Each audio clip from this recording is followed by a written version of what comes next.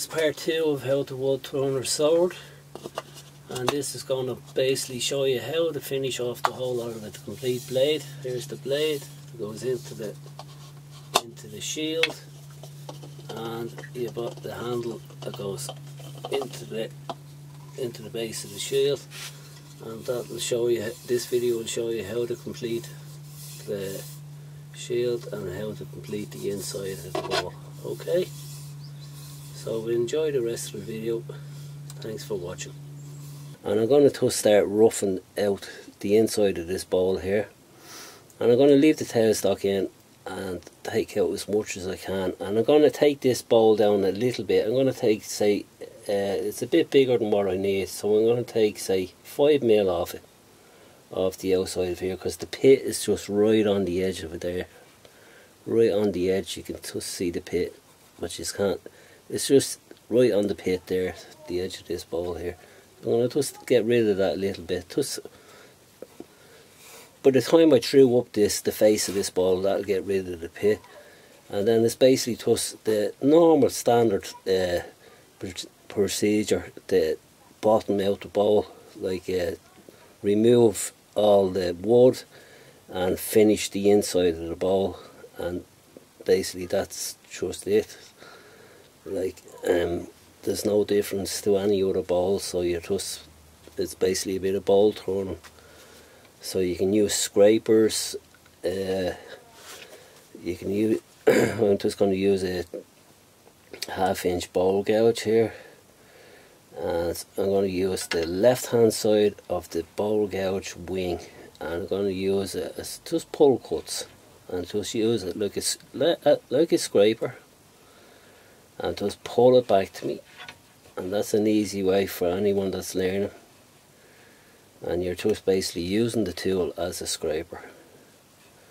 Or you can turn the tool to the right and use push cuts and go into the right if you're confident. For roughing out, it's best to start from the middle anyway and push into the middle and pull out of the middle first, and then start finishing the side walls on a dry blank. Okay, so I'll just get on with it here. I'll just basically rough this out. We'll start off nice and easy. Through up the face with a pull cut.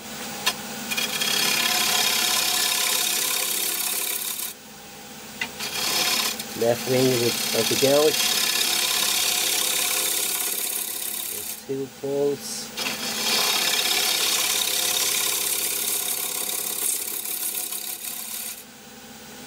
3.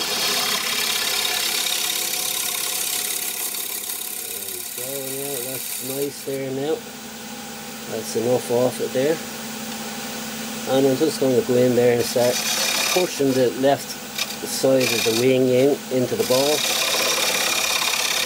And I'm just using that as a scraper to remove. Push it in.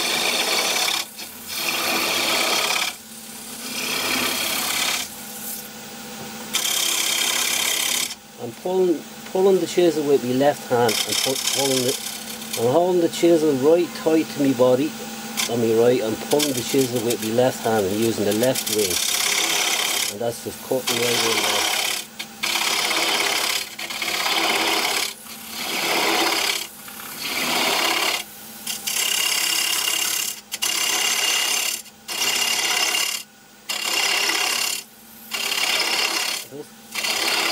Removing little bits at a time,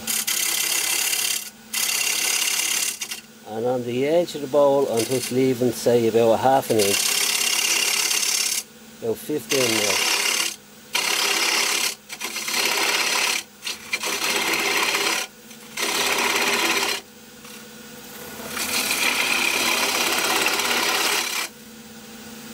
Now I have to remove the tailstock out of my way because I'm not removing the bulk of the wood. I'll do the same again. The left wing of the gouge. I'll just pull in there with the left hand and move my body in.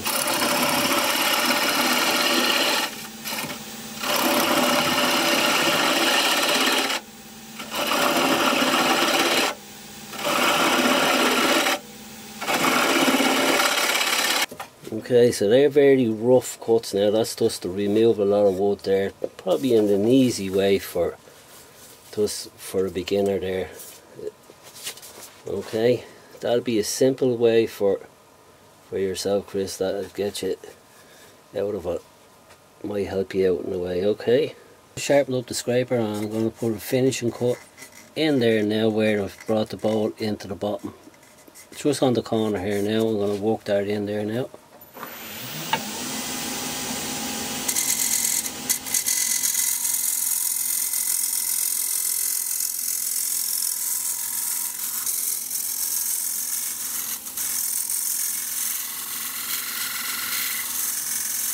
You can hear when I come to the edge it gets noisy. I just move it back in a bit. Just keep scraping away there. And you get the same sound, and then you know you have the same thickness.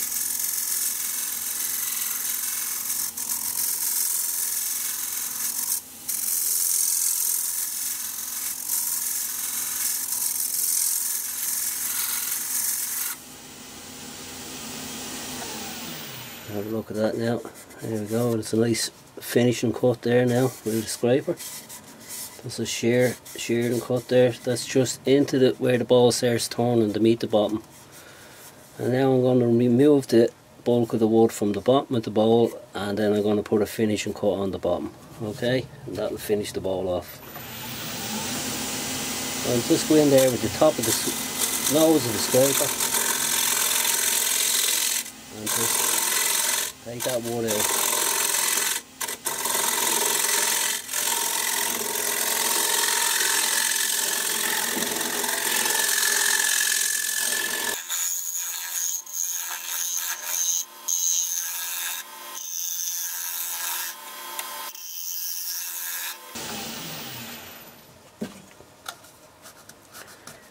Right, that's thin enough now. Now I had to put a nice finishing cut in the whole lot of this now, from the bottom right up. I think it went a bit too thin in the bottom there, I don't know. Oh, we'll see. Just blend it in now.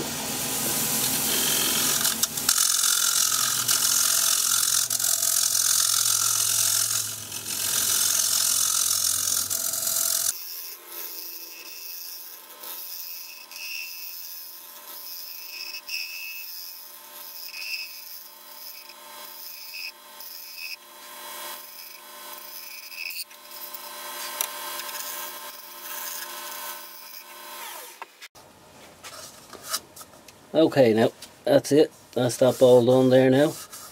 And just sand it up, put a bit of finish on it. Okay. Okay, I'm going to make the blade here for the sword, and I have a piece here of sycamore. It's 40mm roughly square, and it's 640 long. So I'm just going to rough it into a cylinder, rough out gouge again, and I'm going to use the same process again. Rough it down and put a little small tenon on the end of it here, 22mm, that goes into the handle and through the shield down at the headstock end of it here, right? So we're going to work this end here. So I'm going to just take it into a cylinder first. Okay, and I'm going to start this up here. Same again, nice and slow. Just use the rough it out gouge. Go backwards or go forward. Oh, nice and tight. I prefer just to walk, instead of going up and down, just walk a little small bit at a time and take that into a cylinder just there, and then move on just there. This is my preferred, the way that little bit is done. I prefer to walk my way along the piece and walk it down. So I'm going to just do this.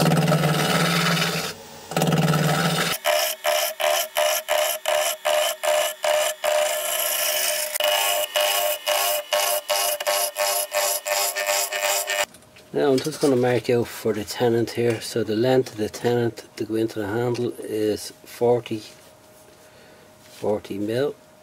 Just put a mark there, and then I have to do I'll set the tenant with my gauge here, the depth of it, and I'll just use my parting tool to go in there now.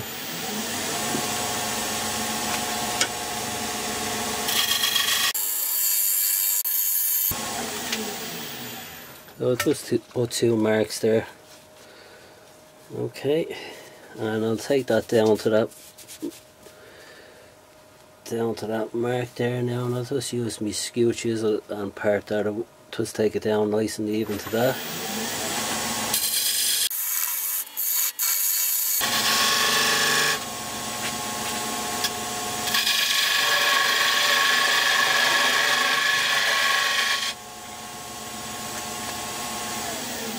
I'm going to check that as I go, nice and easy. It's a little bit tight, it's just a bit loose there.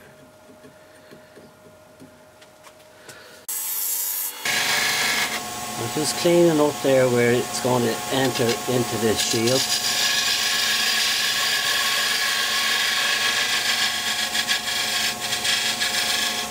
Just giving it a nice clean cut.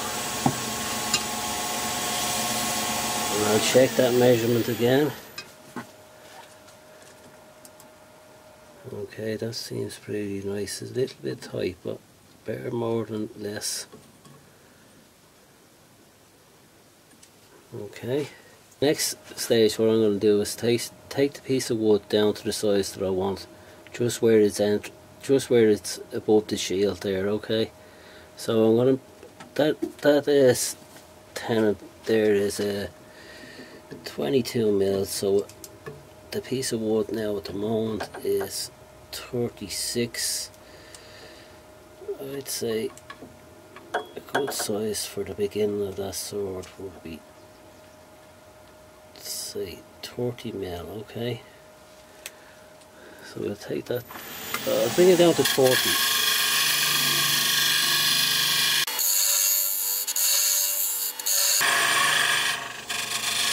And I'm just using this skew chisel to go in there with plunging cuts.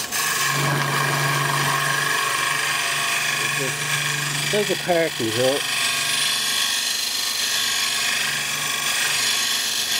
and then I'm going to finish that now in a nice little cut there.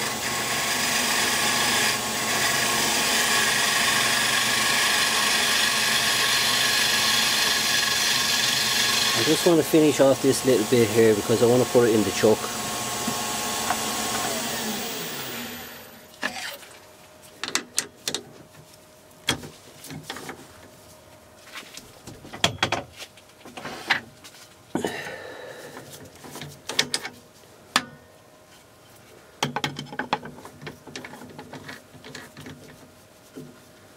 When you put it in the chuck, bring up the tailstock to put it back on centre.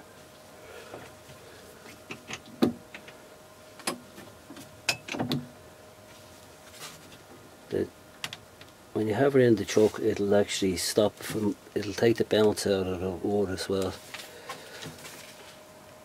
It'll make it a bit more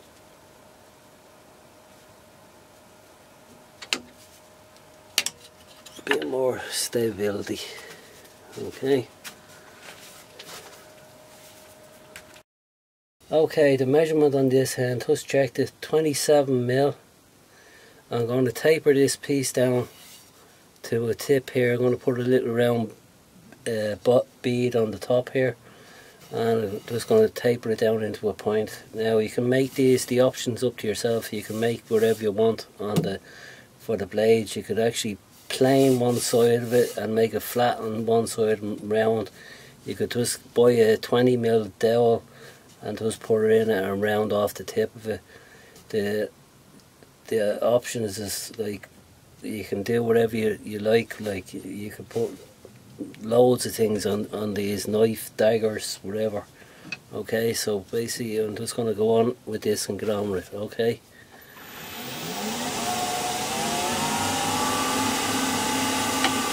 And roughing out gouge again. I'm going to do most of this with the rough nail gouge.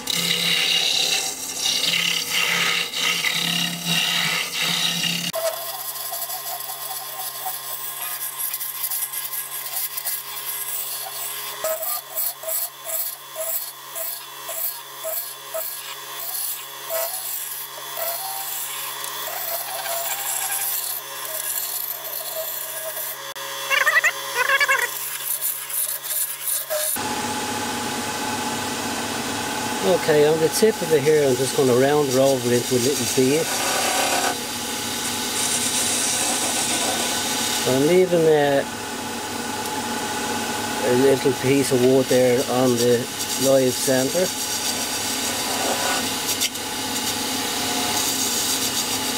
I'm leaving a little bit of wood for the... I'm just putting a little bead on the very tip. Okay. Just a little bead, and I'll finish that right at the very end then. And I'm going to just roll into that bead. Just a little bead on the tip of it.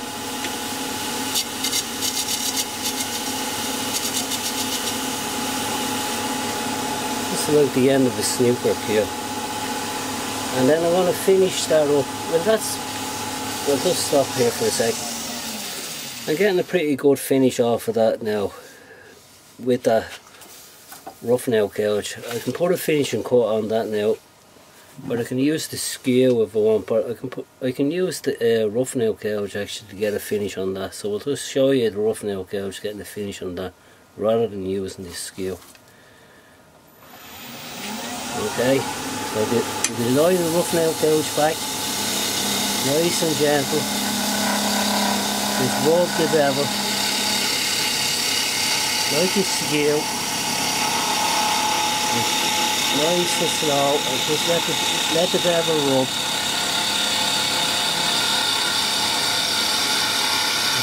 Just let it glide along.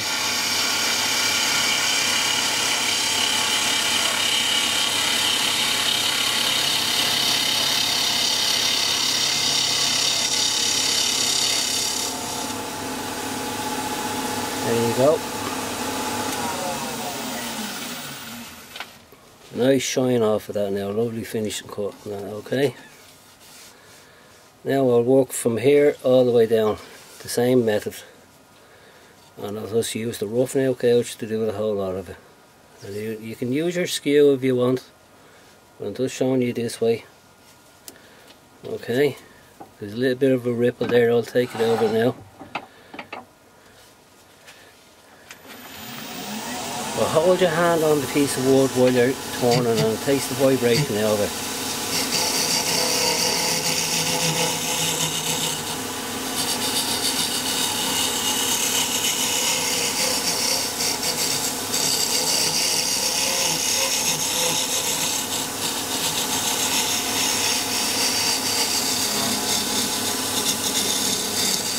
Your left hand over.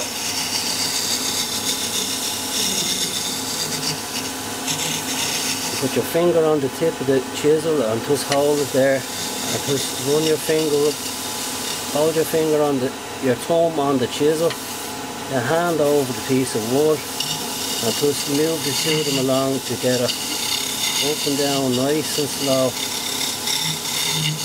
Use your hand as a steady and the chisel does the work. Your hand holding the wood and you can feel the cutting as you go.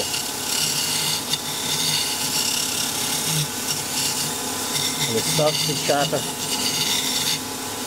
And use the back cut, and that will stop that bouncing as well. See that back cut? Rubbing the bevel, pull the chisel towards it. As you go forward, see that vibration going forward? Use the back cut, no vibration there, see? Pull the chisel towards it. Let the bevel roll, pull the chisel towards it. Nice and gentle, let the chisel roll, use the back cut.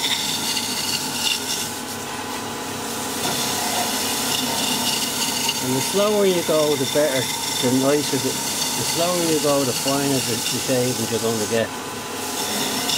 and the better the cut you're going to get, and the less vibration.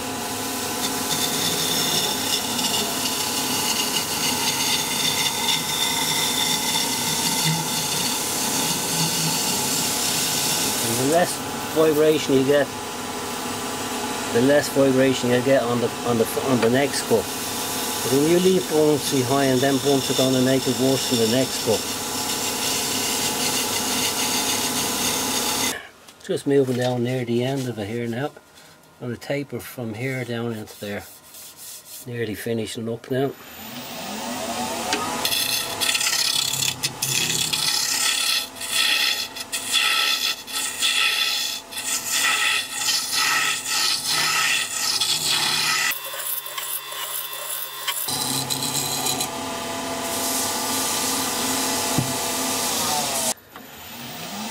Just round over this bead on the tip.